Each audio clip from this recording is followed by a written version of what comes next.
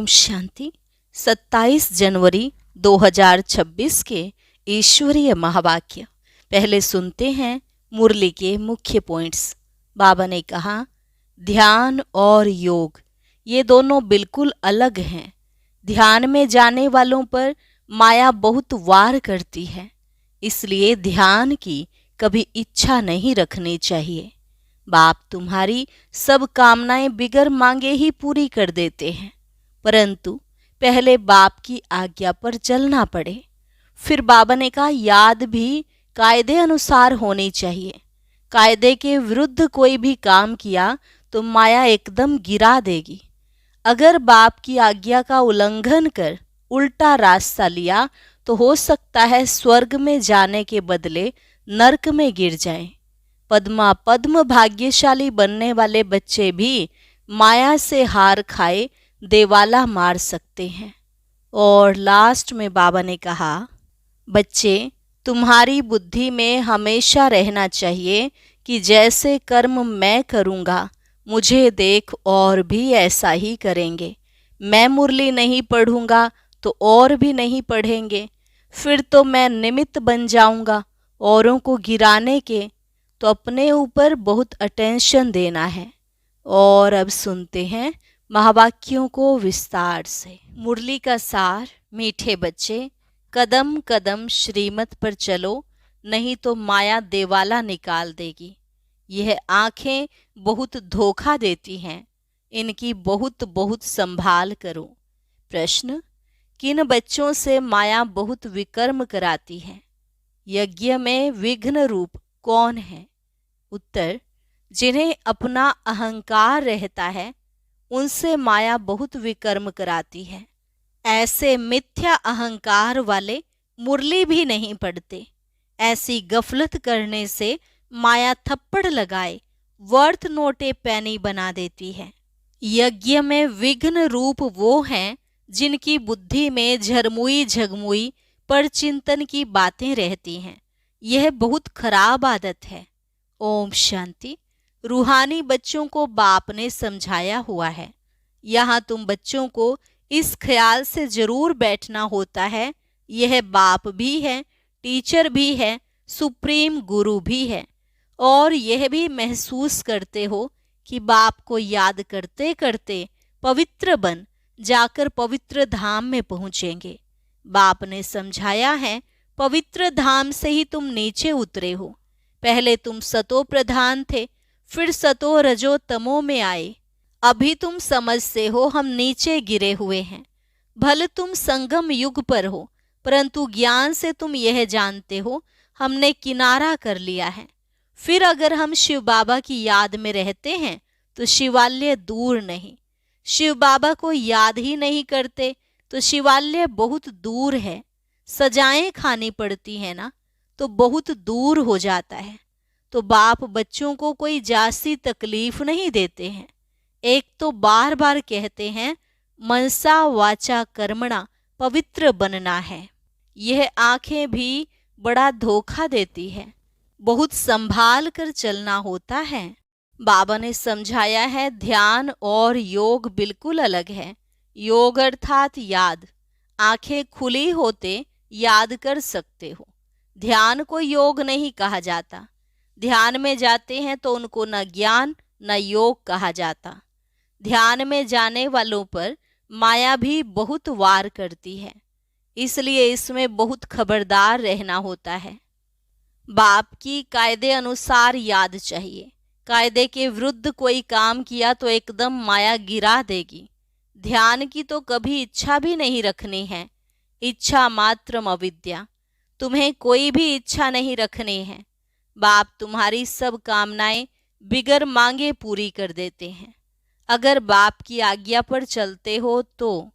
अगर बाप की आज्ञा का उल्लंघन कर उल्टा रास्ता लिया तो हो सकता है स्वर्ग में जाने के बदले नरक में गिर जाएं। गायन भी है, गज को ग्राह ने खाया।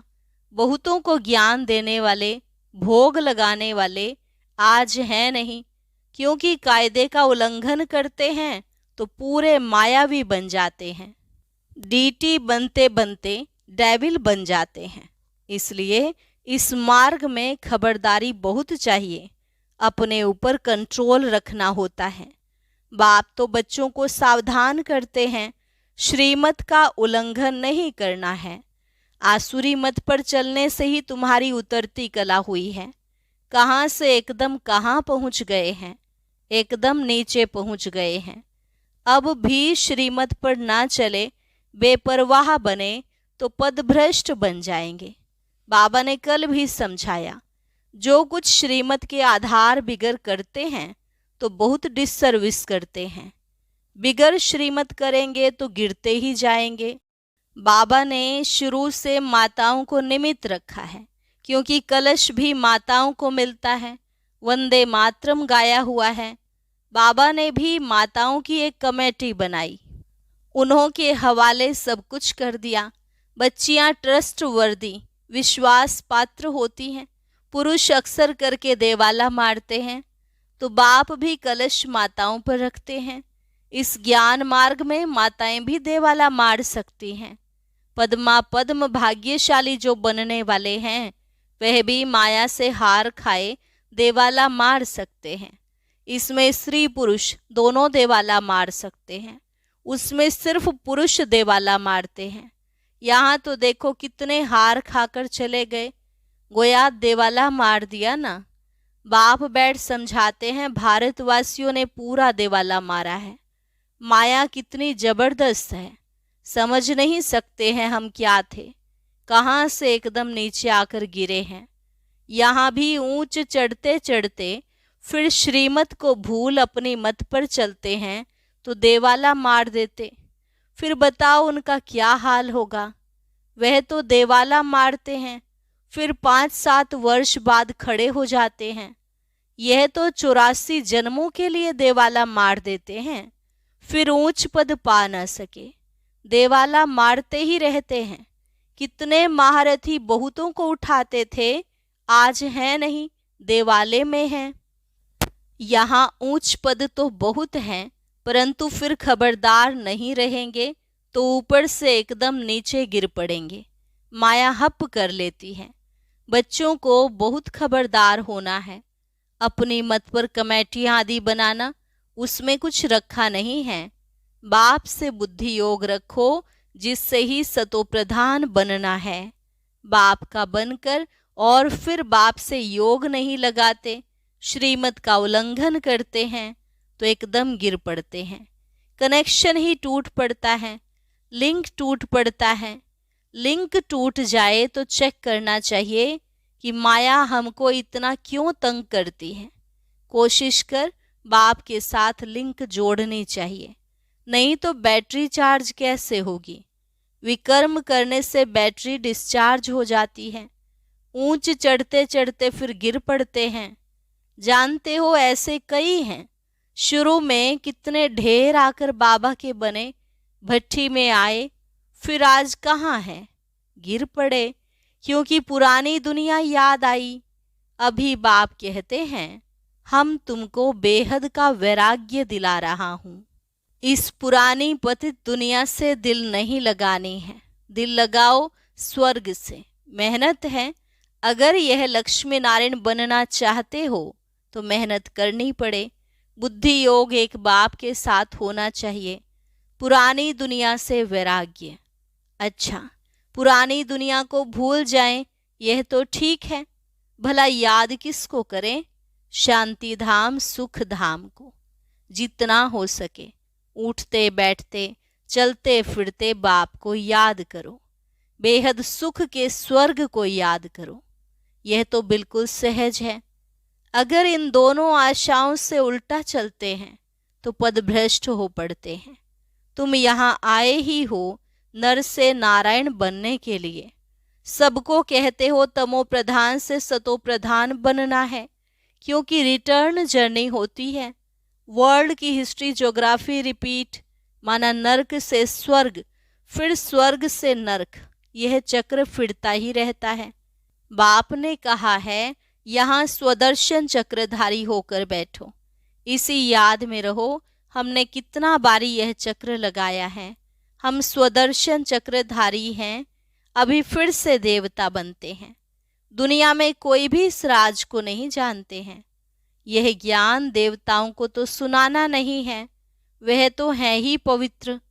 उनमें ज्ञान है नहीं जो शंख बजाएं, पवित्र भी हैं, इसलिए उनको निशानी देने की दरकार ही नहीं। निशानी तब होती है जब दोनों इकट्ठे चतुर्भुज होते हैं। तुमको भी नहीं देते हैं, क्योंकि तुम आज देवता, कल फिर नीचे गिर जाते हो। माया गिराती है ना, बाप डीटी बनाते हैं, माया फिर डेविल बना देती है। अनेक प्रकार से माया परीक्षा लेती है। बाप जब समझाते हैं तब पता पड़ता है सचमुच हमारी अवस्था गिरी हुई है। कितने बेचारे अपना सब कुछ शिव बाबा के खजाने में जमा कराए, फिर भी कभी माया से हार खा लेते हैं। शिव बाबा के बन गए फिर भूल क्यों जाते। इसमें योग की यात्रा मुख्य है। योग से ही पवित्र बनना है। नॉलेज के साथ साथ पवित्रता भी चाहिए। तुम बुलाते भी हो बाबा हमको आकर पावन बनाओ, जो हम स्वर्ग में जा सकें। याद की यात्रा है ही पावन बन ऊंच पद पाने के लिए। जो चले जाते हैं फिर भी कुछ न कुछ सुना है तो शिवालय में आएंगे जरूर। फिर पद भल कैसा भी पाएं, परंतु आते हैं जरूर। एक बार भी याद किया तो स्वर्ग में आ जाएंगे, बाकी ऊंच पद नहीं। स्वर्ग का नाम सुन खुश नहीं होना चाहिए। फेल होकर पाई पैसे का पद पा लेना, इसमें खुश नहीं होना चाहिए। भले स्वर्ग है परंतु उसमें पद तो बहुत है ना। फीलिंग तो आती है ना, मैं नौकर हूँ, मेहतर हूँ। पिछाड़ी में तुमको सब साक्षात्कार होगा। हम क्या बनेंगे, हमसे क्या विकर्म हुआ है जो ऐसी हालत हुई है। मैं महारानी क्यों नहीं बनी। कदम कदम पर खबरदारी से चलने से तुम पद्मपति बन सकते हो। खबरदारी नहीं तो पद्मपति बन नहीं सकेंगे। मंदिरों में देवताओं को पद्मपति की निशानी दिखाते हैं। फर्क तो समझ सकते हैं ना। दर्जे का भी बहुत फर्क है। अभी भी देखो दर्जे कितने हैं, कितना ठाठ रहता है तो अल्पकाल का सुख। तो अब बाप कहते हैं यह ऊंच पद पाना है, जिसके लिए सब हाथ उठाते हैं। तो इतना पुरुषार्थ करना है। हाथ उठाने वाले भी खुद खत्म हो जाते हैं। कहेंगे यह देवता बनने वाले थे, पुरुषार्थ करते खत्म हो गए। हाथ उठाना सहज है, बहुतों को समझाना भी सहज है। महारथी समझाते भी गायब हो जाते हैं। औरों का कल्याण कर खुद अपना अकल्याण कर बैठते हैं। इसलिए बाप समझाते हैं खबरदार रहो, अंतर्मुख हो। बाप को याद करना है। किस प्रकार से? बाबा हमारा बाप भी हैं, टीचर भी हैं, सतगुरु भी हैं। हम जा रहे हैं अपने स्वीट होम में। ये सब ज्ञान अंदर में होना चाहिए।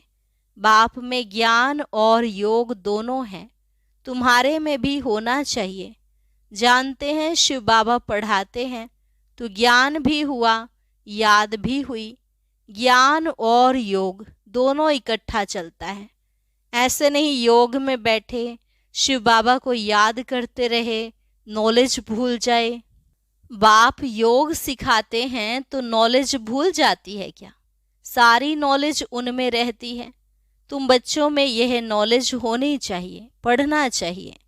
जैसे कर्म मैं करूँगा, मुझे देख और भी करेंगे। मैं मुरली नहीं पढ़ूंगा तो और भी नहीं पढ़ेंगे। मैं जैसे दुर्गति को पाऊंगा तो और भी दुर्गति को पालेंगे। मैं निमित्त बन जाऊंगा औरों को गिराने के। कई बच्चे मुरली नहीं पढ़ते हैं, मिथ्या अहंकार आ जाता है, माया झट वार कर लेती है। कदम कदम पर श्रीमत चाहिए, नहीं तो कुछ न कुछ विकर्म बन जाते हैं। बहुत बच्चे भूले करते हैं, फिर सत्यानाश हो जाती है। गफलत होने से माया थप्पड़ लगाए वर्थ नोटे पैनी बना देती है। इसमें बड़ी समझ चाहिए। अहंकार आने से माया बहुत विकर्म कराती है। जब कोई कमेटी आदि बनाते हो तो उसमें हेड एक दो फीमेल जरूर होनी चाहिए जिनकी राय पर काम हो। कलश तो लक्ष्मी पर रखा जाता है ना। गायन भी है, अमृत पिलाती थी तो असुर भी बैठ पीते थे। फिर कहाँ यज्ञ में विघ्न डालते हैं, अनेक प्रकार के विघ्न डालने वाले हैं। सारा दिन बुद्धि में झरमुई झगमुई की बातें रहती हैं। यह बहुत खराब है। कोई भी बात है तो बाप को रिपोर्ट करो। सुधारने वाला तो एक ही बाप है।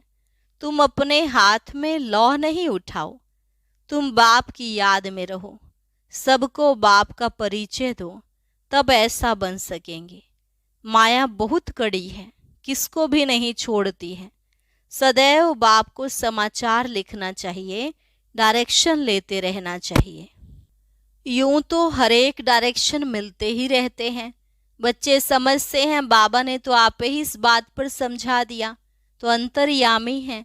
बाप कहते हैं नहीं, मैं तो नॉलेज पढ़ाता हूँ, इसमें अंतर्यामी की तो बात ही नहीं।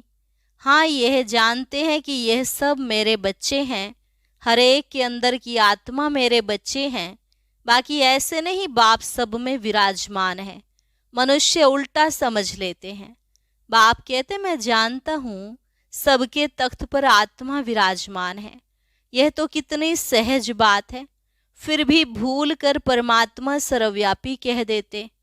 यह है एकज भूल, जिस कारण ही इतना नीचे गिरे हैं। विश्व का मालिक बनाने वाले को तुम गाली देते हो। इसलिए बाप कहते हैं यदा यदा ही धर्मस्य ग्लानिर्भवति भारत। बाप यहाँ आते हैं तो बच्चों को अच्छी रीति विचार सागर मंथन करना है। नॉलेज पर बहुत बहुत मंथन करना चाहिए, टाइम देना चाहिए, तब तुम अपना कल्याण कर सकेंगे। इसमें पैसे आदि की भी बात नहीं। भूख तो कोई मर ना सके। जितना जो बाप के पास जमा करते हैं उतना भाग्य बनता है।